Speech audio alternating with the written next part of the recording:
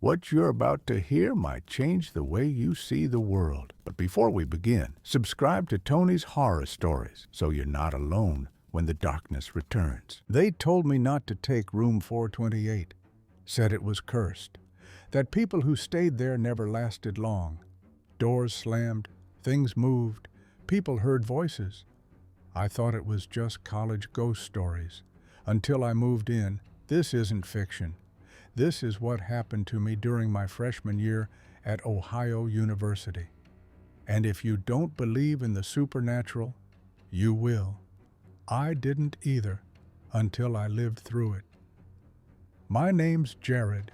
I was 18 when I entered Wilson Hall, young and skeptical. But that skepticism didn't survive the first month. It was August 2005.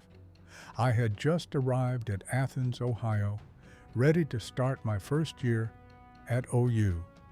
They assigned me a room in Wilson Hall, one of the older dormitories on campus, room 428. The RA hesitated when reading out the number.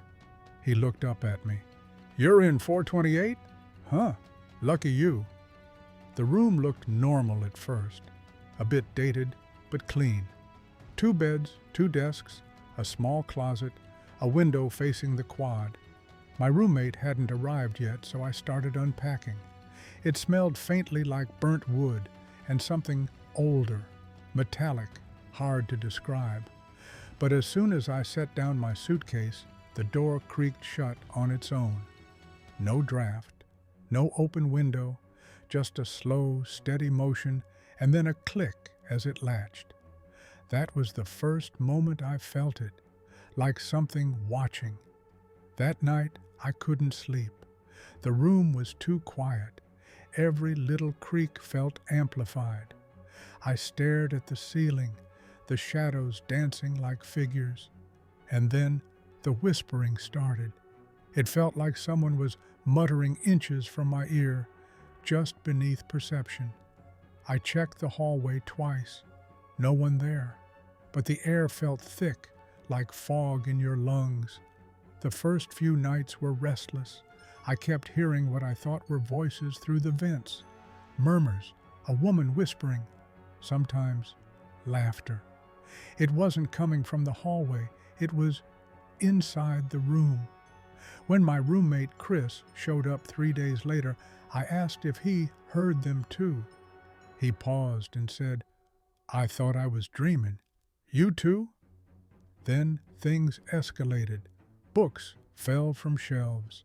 Our TV turned on by itself at 3:33 a.m. We woke up with our furniture rearranged.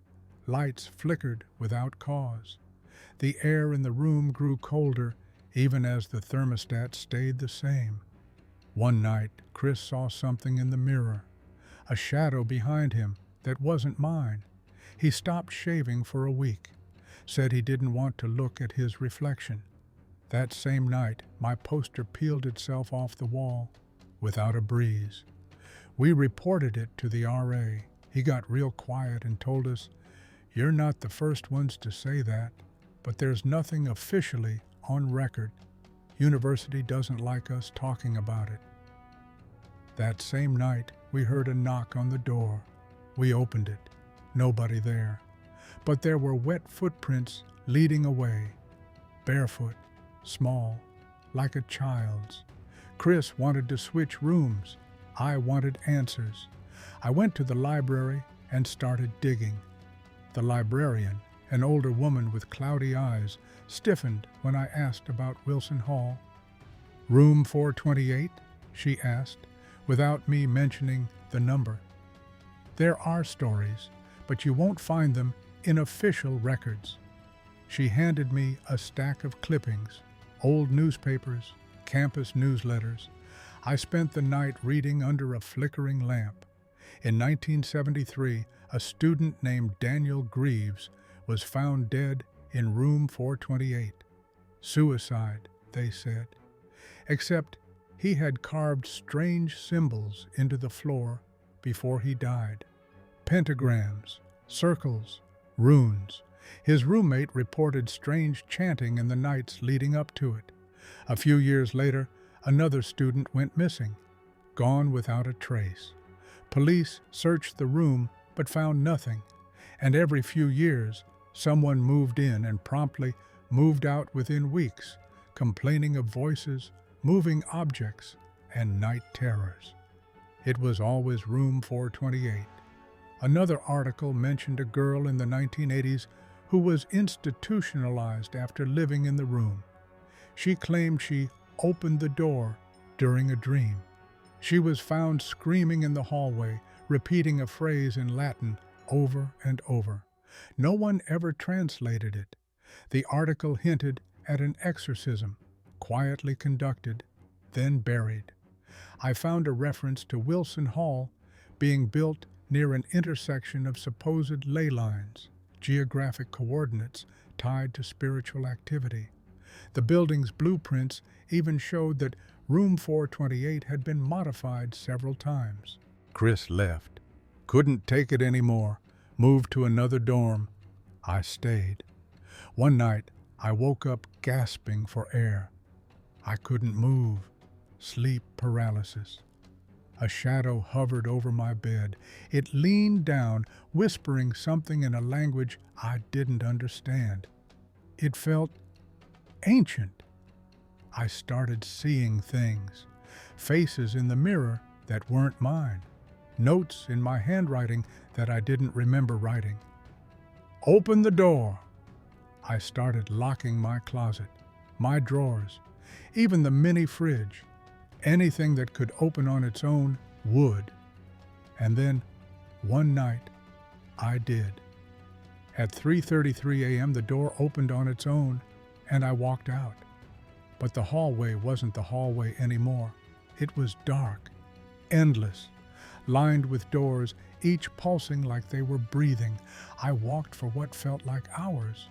One of the doors opened on its own. I saw myself sitting at a desk writing this very story, but the me in the room looked up and smiled.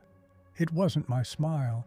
I ran, I screamed, and suddenly I was back in my bed, soaked in sweat, door locked, everything normal, except for the symbol on my wall, the same one from the old newspaper photo, freshly carved, and blood on my fingers.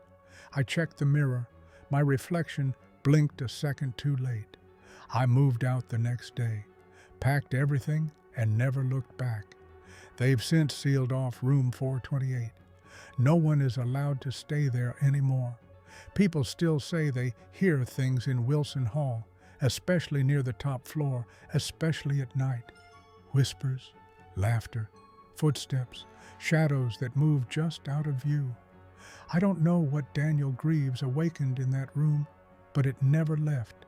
And sometimes, when I wake up at 3:33 a.m., I hear it whisper my name. It remembers me, and I think I remember it too. Ohio University says room 428 is sealed for maintenance reasons, but students know better. The campus is still beautiful, still full of life, but some doors should never be opened, especially not at 3:33 in the morning, because if you listen closely, room 428 is still breathing, and it's waiting for someone new. You made it to the end. That says something. If this story made you glance over your shoulder, leave a like, subscribe to Tony's Horror Stories, and keep a little light nearby while you still can.